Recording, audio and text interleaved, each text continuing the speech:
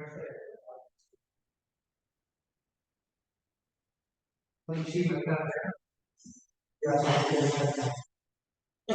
जी, नमस्कार। वैदिक साहित्य के अंतर्गत पुराण साहित्य पर हमारी परिचर्चा चल रही थी। विगत कक्षाओं में हमने जाना था, भागवत पुराण को हमने समझा, विष्णु पुराण को भी हमने जाना था। और आज हम चर्चा करेंगे आपसे ब्रह्मांड पुराण, ब्रह्म वैवर्त पुराण और ब्रह्म पुराण।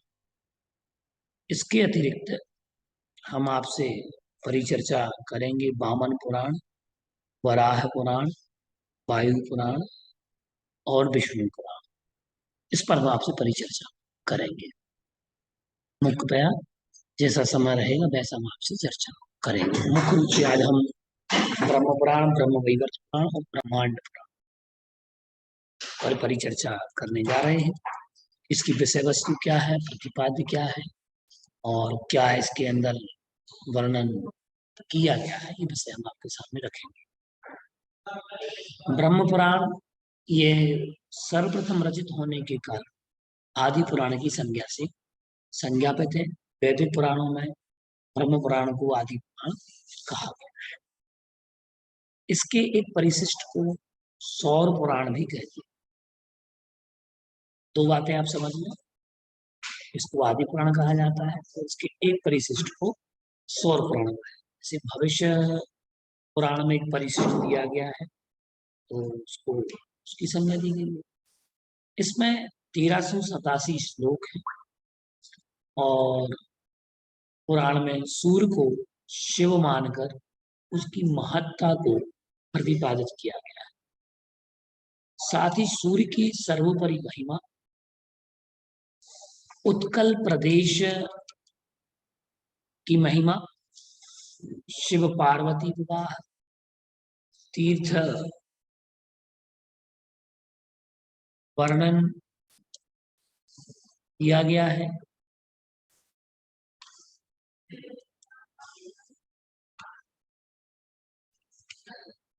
तीर्थ वर्णन इसमें किया गया है। अब इसके अतिरिक्त कलयुग का वर्णन, योगाभ्यास का ज्ञान, ज्ञान योग तथा सूर्यवंश, भारत आदि का विवेचन भी इसमें मिलता है। भारत की प्रक्रिया क्या है और भारत के विषय में यहाँ परिचर्चा की गई कि भारत में किस प्रकार। अब इसके अतिरिक्त हम देखते हैं अगला पुराण जो है ब्रह्म वैवर्त। ब्रह्म वैवर्त पुराण में 18,000 श्लोक है और यह ब्रह्मखंड, प्रकृति खंड, गणेश खंड और कृष्ण खंड नामक 4 खंडों में विभक्त है। ब्रह्म वैवर्त पुराण में 18,000 श्लोक है और जो 4 खंडों में विभाजित है, ब्रह्म खंड है, प्रकृति खंड है और कृष्ण खंड है, गणेश खंड। इन 4 खंडों में विभक्त।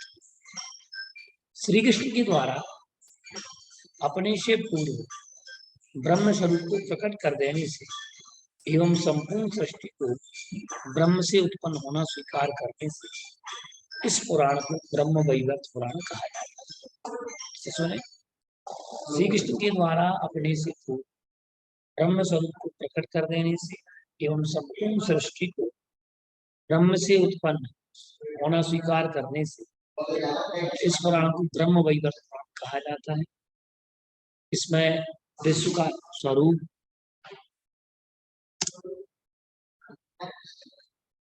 राधा रहस्य, राधिकाख्यान, गणेश जन्म वृत्तांत, ब्रह्म निरूपण का वर्णन मिलता है। और इसमें हम देखते भी हैं इसमें सारभूतम पुराणेषु ब्रह्म वैवर्तमोत्तमम ये कहा गया है। पुराणो पुराणा वेदानाम ब्रह्म भजनम, सबसे सारभूत पुराण ब्रह्म वैवर्त है, उत्तम पुराण ब्रह्म वैवर्त पुराण है।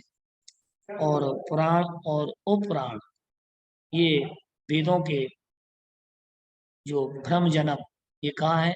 हरि भक्ति प्रदम सर्व तत्व ज्ञान विवर्धनम कामिनाम कामान चीर मुक्षाश मोक्षदम।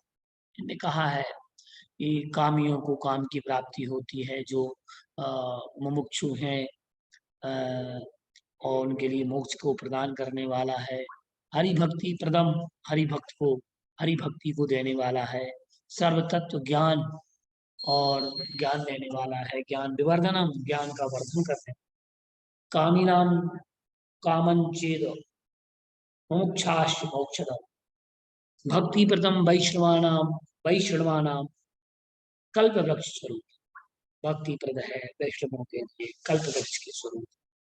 कहा है कि समस्त पुराणों तथा वेदों के भ्रम का भंजन करने वाला, हरि भक्ति का उत्पादक, समस्त तात्विक ज्ञान की वृद्धि करने वाला, कामियों की कामना की पूर्ति करने वाला, मोक्षाभिलाषियों को मोक्ष देने वाले, वैष्णव जनों को भगवत भक्ति का मार्गदर्शक यह ब्रह्म वैवर्त पुराण है। हम बात करें ब्रह्मांड पुराण की। ये पुराण जो है ये पुराण के 5 लक्षणों से युक्त है। 5 लक्षण हमने आपको बताए थे कि सर्गस्य प्रतिसर्गस्य वंशो मनवंतराणि च वंशानुचरितम चैव पुराणानि 5 लक्षण। ये 5 लक्षण पुराण के हमने आपको बताए थे। जिसमें से हम अगर देखें तो पूर्व भाग, जिसमें पूर्व भाग, मध्य भाग, उत्तर भाग है ब्रह्मांड पुराण। भाग, मध्य भाग और उत्तर भाग है, जिन्हें प्रक्रियावादी, अनुष्पाद, उपोद्घात और उपसंहार पाद, इन 4 पादों में विभक्त किया गया है। देखिए, सबसे पहले 3 भागों में विभक्त है। जो पूर्व भाग,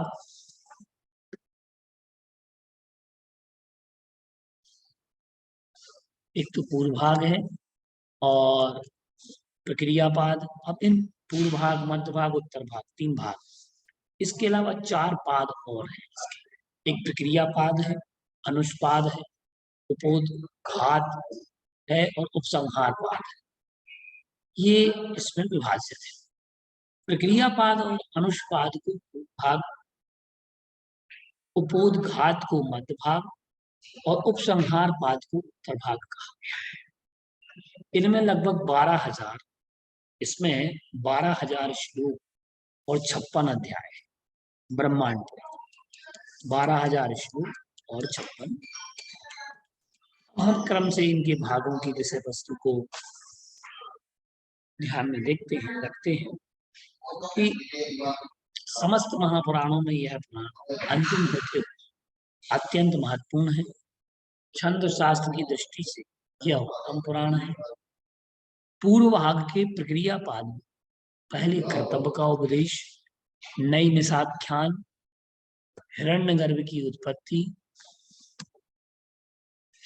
नई मिसाख्यान और हिरण्यगर्भ की उत्पत्ति और लोक रचना इत्यादि विषय वर्णित है।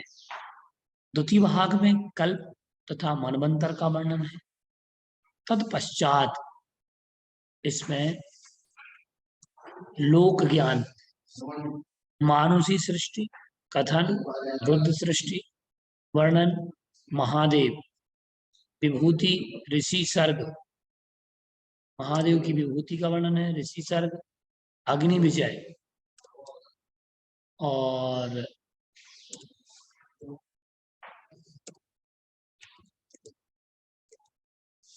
अग्नि विजय, काल सद्भाव वर्णन,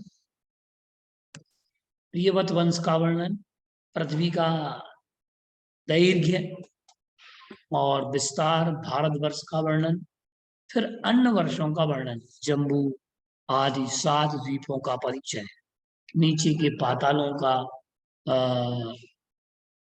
वर्णन इसमें दिया गया है, वर्णन, और भूर्भुवा आदि ऊपर के लोगों का वर्णन, ग्रहों की गति का विश्लेषण, आदित्य व्यूह का कथन तथा देव ग्रहानुकीर्तन, भगवान शिव के नीलकंठ नाम पढ़ने का कथन, नीलकंठ संज्ञा जो हुई है, तो इस संज्ञा का वर्णन इसमें किया गया है। ठीक है। महादेव जी का वैभव, अमावस्या का वर्णन, युगत्व निरूपण, यज्ञ प्रवर्तन,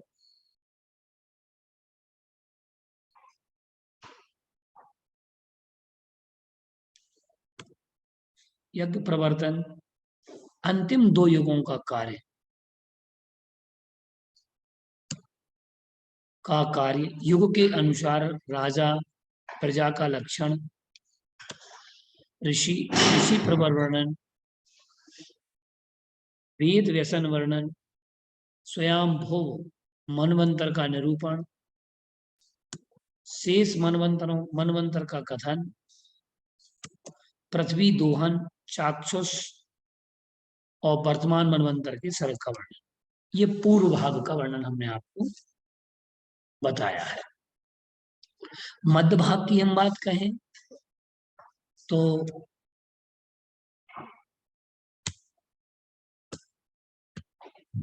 मध्य भाग में सप्त ऋषियों का वर्णन, प्रजापति वंश का निरूपण, उससे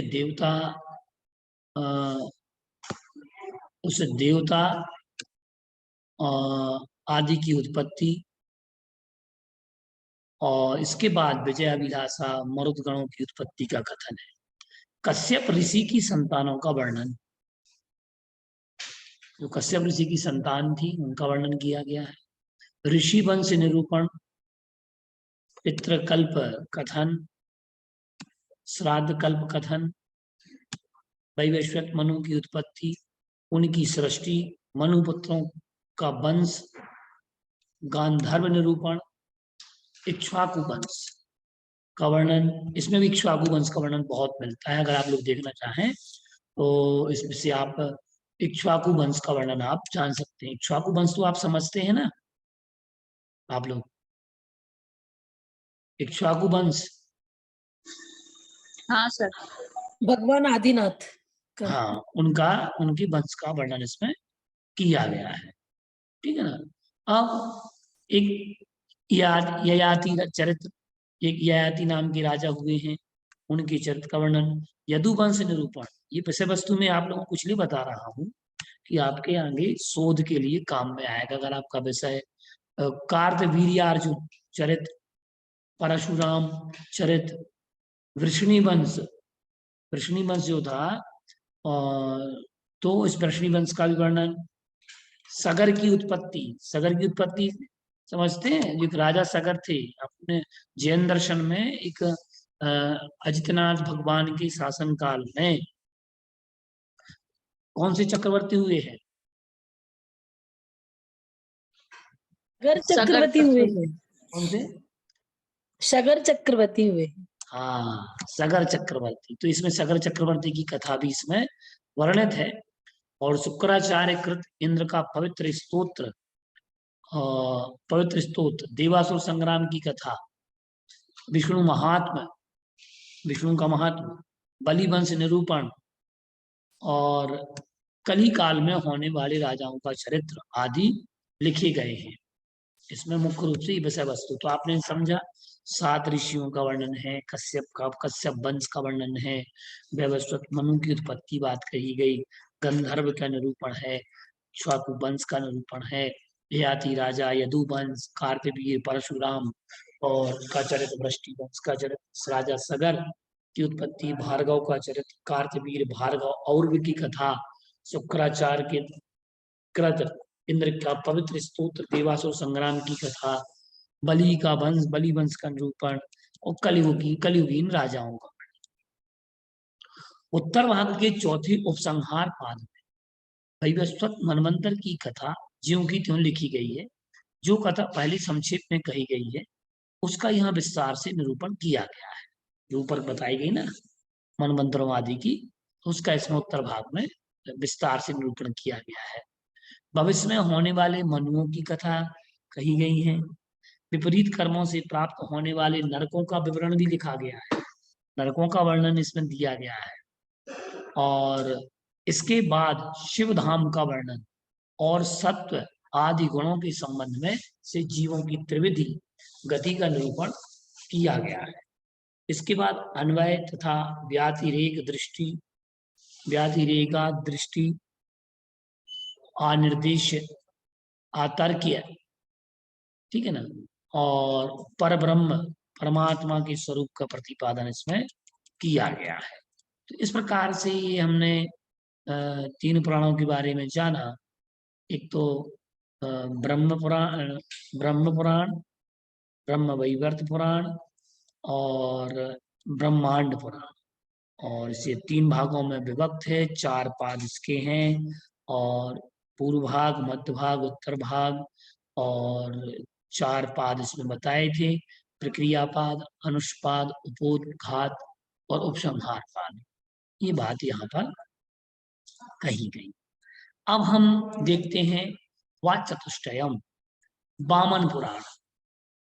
वामन पुराण ये वैष्णव पुराण है और इसमें 6000 श्लोक है, जिसमें विष्णु के वामन अवतार की बात कही गई है। विष्णु अवतार, वामन, जो विष्णु का अवतार हुए, क्योंकि वैदिक दर्शन में अवतारवाद की मान्यता है और उस अवतारवाद की मान्यता को यहाँ बताया गया है। आप अगर देखें ये वामन पुराण जो है ना, तो एक रक्षाबंधन की कथा के अंतर्गत जैन दर्शन में वामन जो विष्णु कुमार मुनि थे, आप लोगों ने कथा सुनी है विष्णु कुमार मुनि की? जी भैया। जी सर। कितने लोगों को याद है विष्णु कुमार मुनि की कथा? मुझे याद है सर, रक्षाबंधन की कथा। हाँ, तो जो रक्षाबंधन की कथा है, तो यहाँ पर आप देखिए यह कॉन्सेप्ट आप लगाते जाइएगा आप लोग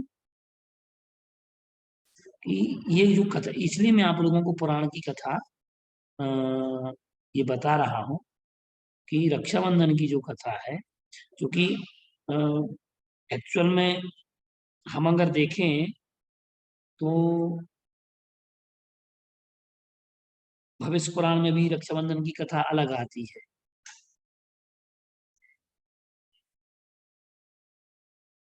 और इसमें हम देखते हैं मूलतः आप देखिए कि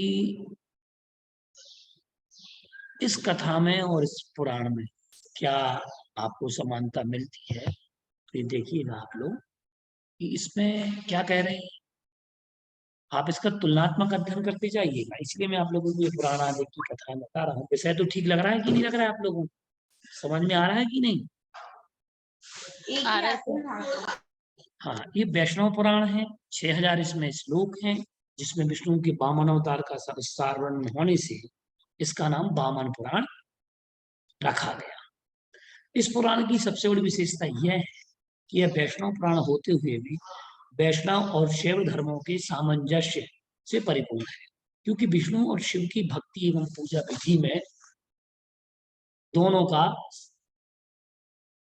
विधि में दोनों को समादर दिया गया है। यह पुराण भौगोलिक दृष्टि से श्रेष्ठ है, जिसमें भारतवर्ष का भौगोलिक वर्णन, सप्त द्वीपों का वर्णन, नदियों का वर्णन, पर्वतीय पर्यावरणीय स्थलों का निदर्शन किया गया है। जीवनोपयोगी अनेक शिक्षाओं का संग्रह भी पुराण में मिलता है। अब देखिए, हम अगर देखते हैं कि क्योंकि यहाँ पर राजा बलि जो हैं वो राजा बलि 100 यज्ञ करता है इंद्रपद की प्राप्ति के लिए, और उसको रोकने के लिए 3 पग भूमि मांगी जाती है। तो कुछ जैन कथाओं के आधार पर हम देखें और कथा ग्रंथों के आधार पर देखें तो जैन आगम में एक मुनि के द्वारा 700 मुनियों की रक्षा करने की कथा इस वामन पुराण की कथा से काफी मिलती जुलती है, या यूं कहें क्या है, कैसा साम्य है, उस कथा में साम्य हमें देखने में मिलता है। क्योंकि इस कथा जैन पुराण के अनुसार हम देखते हैं, क्योंकि ये समसामयिक उसमें कथा आ रही है, इसलिए मैं आपको बता रहा हूँ कि 700 मुनियों की रक्षा करते हैं। और इसमें हस्तिनापुर के राजा महापद्म ने अपने बड़े पुत्र पद्मराज को राजभार सौंप उन्होंने वैराग्य धारण कर लिया, क्योंकि जैन दर्शन में वैराग्य की बहुत अखंड महिमा है। और सारे राजा वैराग्य को प्राप्त होते हैं, और जो वैदिक संस्कृति में आश्रम व्यवस्था है, संन्यास और वानप्रस्थ और संन्यास, वही परंपरा, बस स्वरूप में थोड़ा सा अंतर, बहुत कुछ अंतर मिलता है। उसके साथ उनका छोटा पुत्र विष्णु कुमार भी अपने पिता के साथ अविनाशी मोक्ष, ये महापद्म के ही पुत्र थे, एक पद्मराज और उनके छोटा पुत्र विष्णु के साथ अविनाशी मोक्ष प्राप्ति के मोक्ष मार्ग पर चल जाते हैं। उधर उज्जैनी नगरी के राजा श्री वर्मा की मंत्री बलि, नमुची, बृहस्पति और प्रहलाद थे। ये चारों जैन धर्म के कट्टर विपक्षी थे, उस समय भी विपक्ष की बात कही। एक बार अकंपराचार्य नाम के मुनि 700 शिष्यों के साथ पधारे, नगर के बाहर उद्यान में ठहरे। आचार्य को जब ज्ञात हुआ कि राजा के 4 मंत्री अभिमानी और जैन धर्म के विरोधी हैं, आचार्य ने शिष्यों को बुलाकर आज्ञा दी कि जब राजा और मंत्री यहाँ आए तो मौन धारण करके ध्यान में बैठे। इसके द्वेष बस विषमवाद नहीं होगा, विवाद उत्पन्न नहीं हो सकेगा। गुरु की आज्ञा का पालन सबने किया, पर इस समय श्रुत सागर नाम के मुनि मौजूद नहीं थे, इस कारण उन्हें इसका पता नहीं चला, क्योंकि वो आहारचर्या में थोड़ा विलंब हो गया। बाकी मुनियों को बता दिया। अकंपनाचार्य जी ने सोचा कि इनके लिए अन्य मुनि बता देंगे, लेकिन वो नहीं हो पाए, वो अपनी सामयिक अवस्था में पहुंच गए होंगे, ध्यान में बैठ गए। इस कारण उन्हें पता नहीं चला, कारण जो भी रहा हो। राजा मंत्रियों सहित वन में मुनि के दर्शन को आए। मुनि संग मौन था। इसे देख एक मंत्री ने कहा कि देखिए राजा, ये मुनि नहीं बोल रहे, क्योंकि इनमें किसी प्रकार की विद्या नहीं। इसके मंत्रियों ने मुनियों पर घोर निंदा की। इस समय सुरसागर मुनि नगर से लौट रहे। उन्होंने जब यह बात सुनी तो मंत्रियों से शास्त्रार्थ करने को कहा। शास्त्रार्थ मंत्री बुरी तरह पराजित हुए और मुनि के तर्कों के आगे राजा नतमस्तक हो गए। और मंत्री इसे अपना अपमान समझकर उस समय तो वहां से चले गए। और इधर श्रुत सागर मुनि ने आकर गुरु को सारा वृत्तांत सुनाया।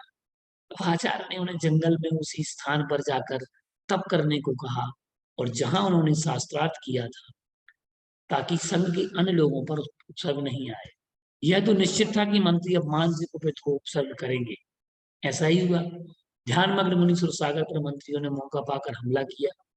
उन्होंने जैसे ही तलवार उठाई, बलदेव ने आकर उन्हें जड़ कर दिया, स्तब्ध कर दिया, कीलित कर दिया। जब इस बात की खबर राजा को लगी तो उन्होंने मंत्रियों को देश निकाला दे दिया, और चारों मंत्री वहां से निकल हस्तिनापुर पहुंचे। उन्होंने वहां राजा पद्मराय से नौकरी से गुजारिश की कि हमें रख लीजिएगा। बलि नामक मंत्री ने पद्मराय पर विश्वास हासिल करके कूटनीति और छल से विद्रोही राजा को उसके अधीन करा दिया, और राजा ने उसके लिए वर मांगने को कहा।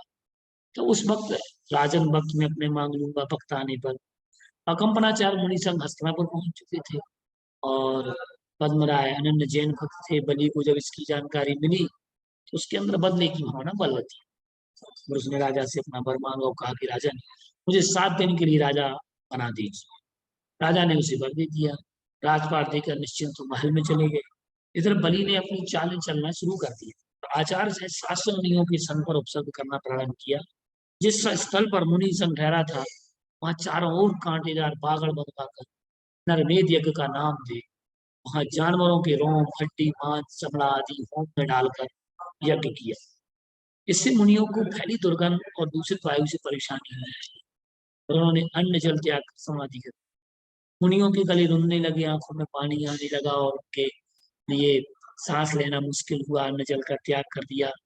और तभी उधर मिथिलापुर नगर के वन में विराजित सागर चंद्र रामाचार्य अवधिगान से मुनियों पर हो रहे इस उपसर्ग को ज्ञान अपने से पुष्पवंश को कहा कि आकाशगामी हो जाओ, धरणीभूत पर्वत पर विष्णु कुमार मुनि से इस उपसर्ग को दूर करने का विनय करो। वे विक्रिया रिद्धि प्राप्त कर चुके। क्षुल्लक पुष्पवंत गुरु की आज्ञा पाकर पर्वत पर पहुंचे और मुनियों की रक्षा का अनुरोध किया।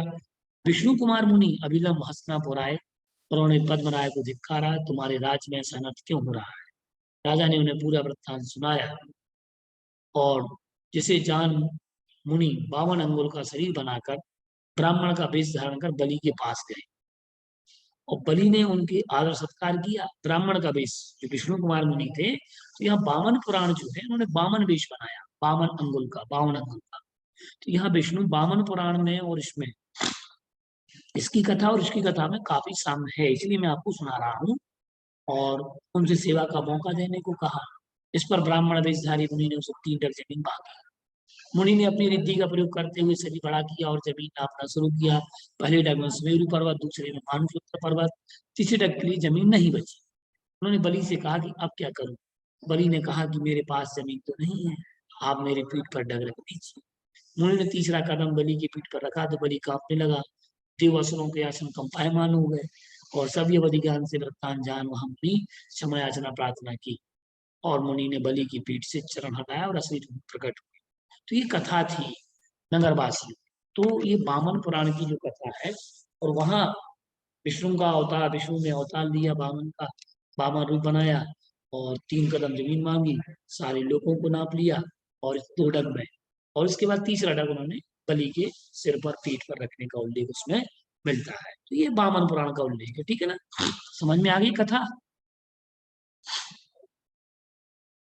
कथा ध्यान में आ गई?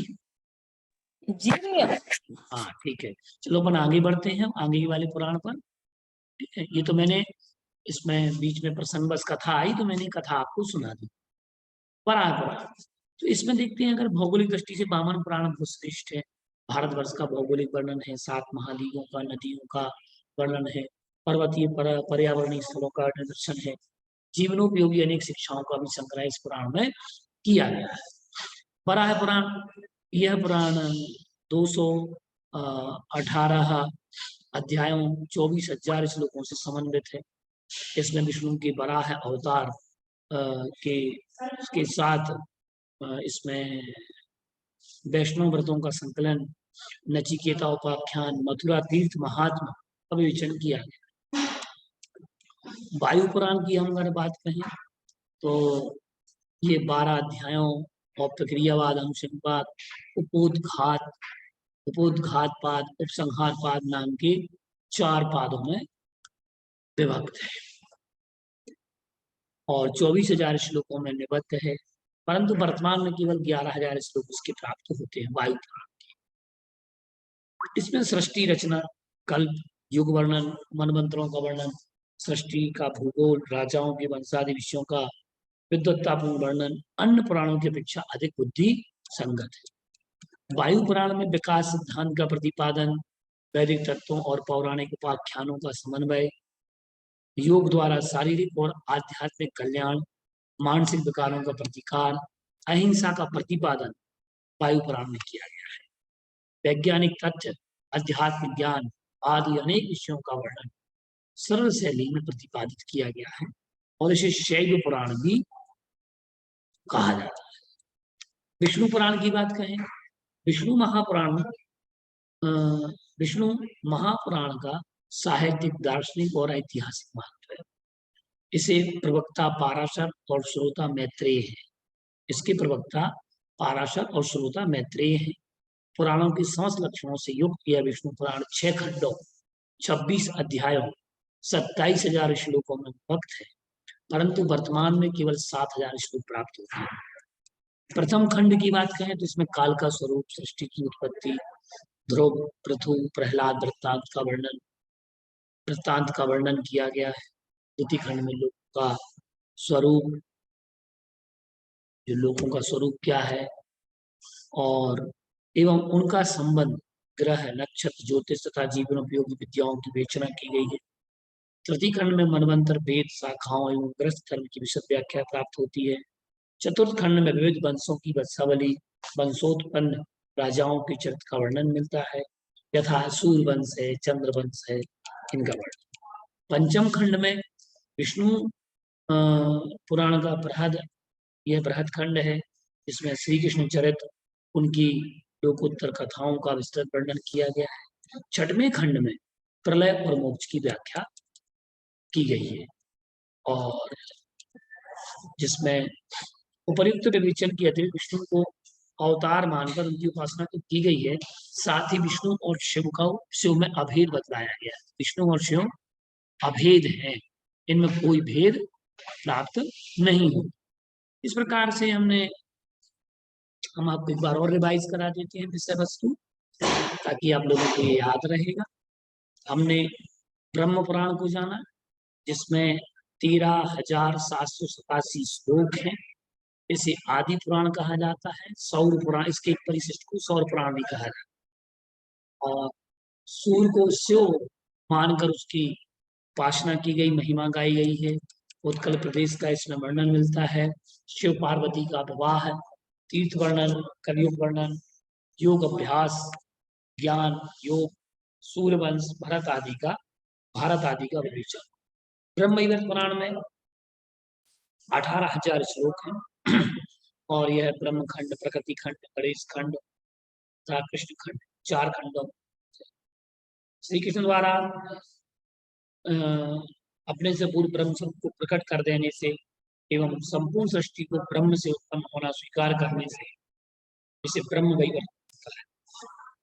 और इसमें विश्व का स्वरूप, राधा रहस्य, राधिका आख्यान, गणेश जन्म वृत्तांत और ब्रह्म निरूपण का वर्णन का निरूपण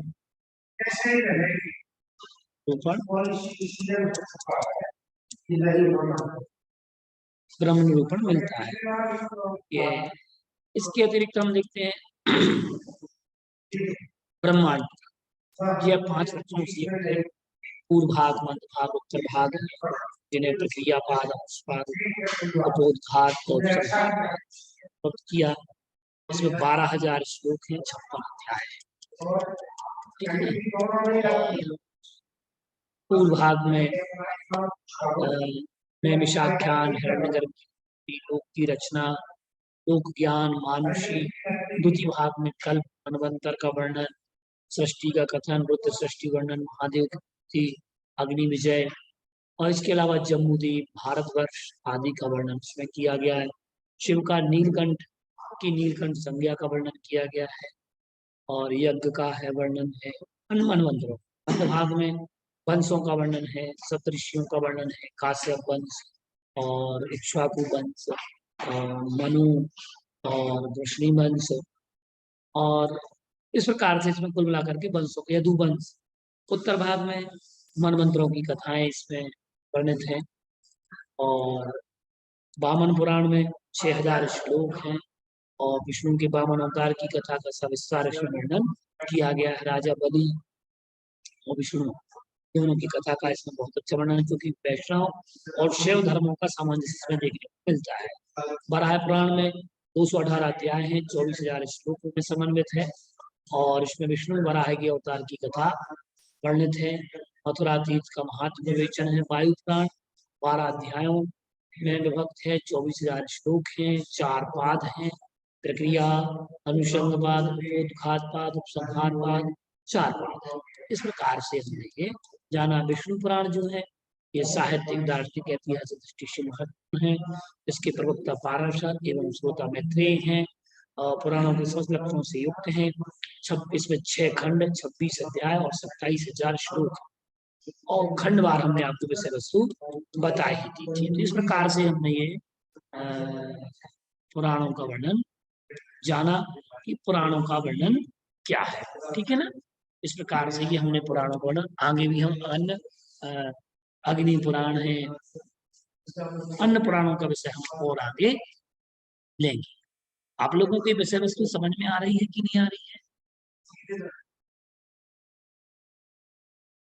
भैया प्रश्न मतलब एग्जाम में प्रश्न कैसे आएंगे भैया, इनके अंतर्गत ही आएंगे, क्या पूछेंगे इससे देखो रिलेटेड? एग्जाम में ऐसा रहता है कि जैसे उन्होंने कहा कि किन्हीं 3 पुराणों के विषय वस्तु को वर्णित करें, अथवा कहा कि विष्णु पुराण के विषय में लिखिए, अथवा पूछा पुराण का लक्षण क्या है, जैन पुराण और वैदिक पुराणों के उद्भव एवं विकास पर प्रकाश डालिए। इस तरीके के प्रश्न आते हैं।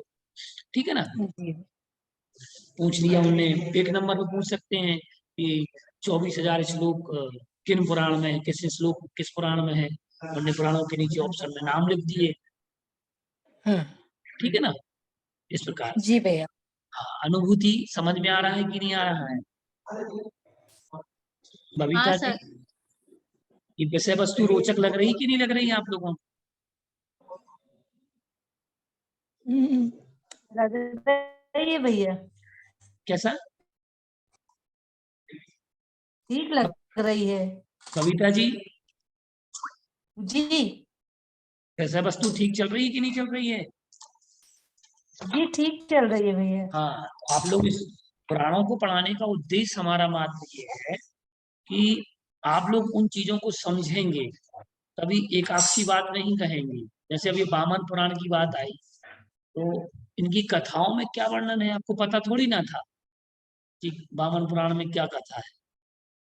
ठीक है ना। तो इससे क्या होता है, हमारी बुद्धि का विकास होता है और हमारी बुद्धि में विशालता आती है, एक अच्छा एक दृष्टिकोण जन्म लेता है। तो इस प्रकार से हमें इनका अध्ययन तो करना है, लेकिन श्रद्धान आपका जहाँ है वहाँ श्रद्धान रखें। वो अलग बात है, वो श्रद्धा का विषय है। लेकिन पुराणों का अध्ययन आपको करना है। आपको जिस देवता पर श्रद्धान हो उस पर रखें, जिन देवता पर श्रद्धान हो उन पर श्रद्धान रखें। ठीक है ना। इस प्रकार से हमने आपको पुराणों की विषय वस्तु बताई। आगे अभी शोध के विषय में भी बताया जाए। ठीक है ना। नमस्कार। जय जिनेन्द्र। जय जिनेन्द्र भैया। जय जिनेन्द्र। Yes, जय जिनेन्द्र। जय जिनेन्द्र। भैया हम लोगों की योग की क्लास नहीं लग रही और एक भी, और ना असाइनमेंट्स मिले हैं। चलिए मैं करा देता हूँ। ठीक है ना। अभी जी जैन भैया। योग पर चर्चा होने वाली है, जैन दर्शन और योग अभी लगेगा भाषा विज्ञान के बाद। जी भैया।